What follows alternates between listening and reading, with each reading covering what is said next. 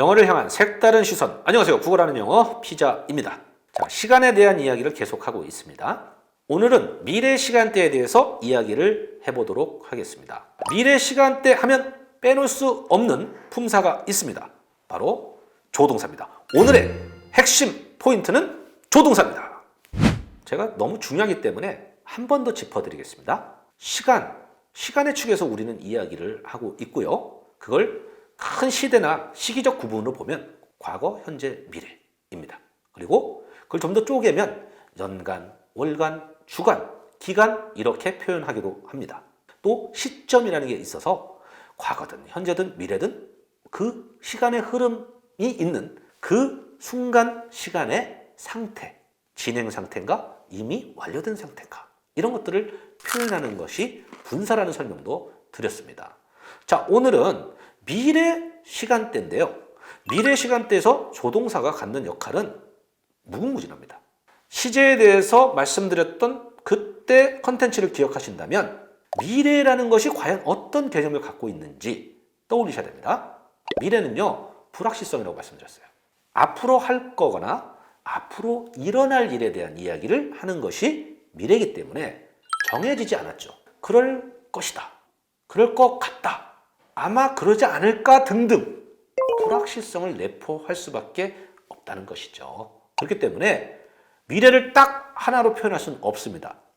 흔히 I will do처럼 will이라는 조동사를 떠올리기 마련이지만 사실은 can do도 될 수 있고 may do도 될 수 있고 must do도 될 수 있는 거예요.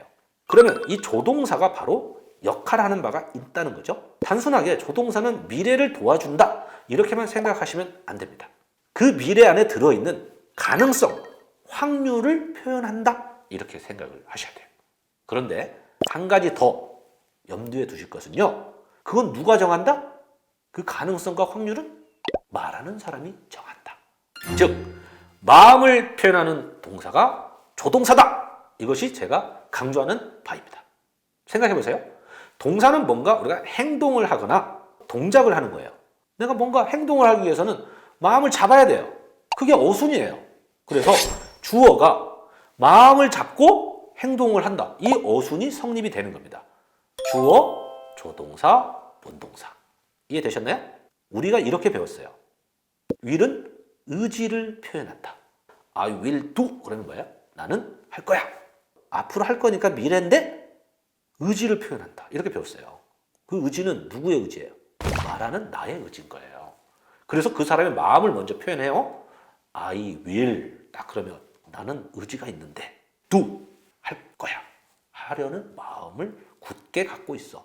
하지만 할지 안 할지는 모르죠. 이것이 바로 미래 표현이에요. 자, can은요. 할 수 있다. 하면 된다라는 뜻을 가진 말이에요. 누가 정한 거예요? 자기가 정하는 거예요. 자네 이거 내일까지 할 수 있겠나? 물어보는 교수님이 알 수 있나요? 학생이 생각해 봤더니 네, 할 수 있을 것 같습니다. 그러면 I can do it. 이렇게 말하는 거죠. 미래인데 지가 가능성을 따진 거예요. 확률적으로. 그래서 상당히 할 수 있을 만큼 상당히 확률이 높다고 생각하면 can을 쓸 수 있는 겁니다. 애매할 때는 어떻게 할까요? may를 쓰는 거죠. 그래서 I may do가 되겠죠.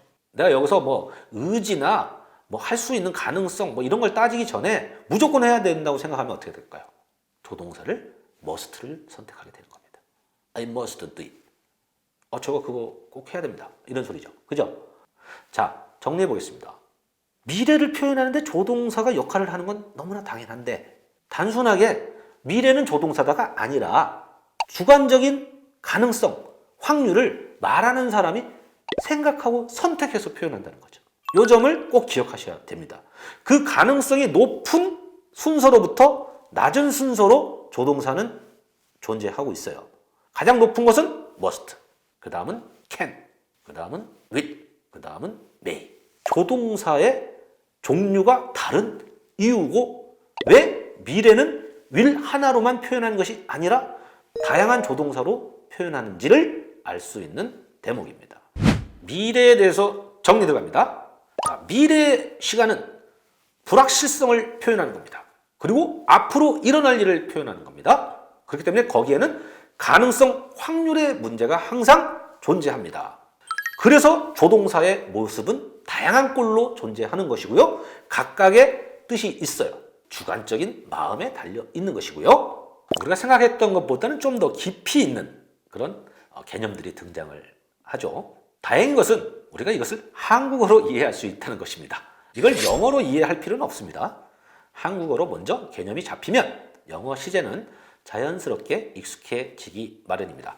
이제 이 시간의 개념에서 매우 중요하고 또 영어에서 빈번히 쓰이는 또 하나의 시제가 남아 있습니다. 바로 완료 시제인데 다음 시간에는 그 완료 시제를 가지고 깊이 있는 얘기를 해보도록 하겠습니다. 저는 다음 시간에 또 찾아오겠습니다. 감사합니다.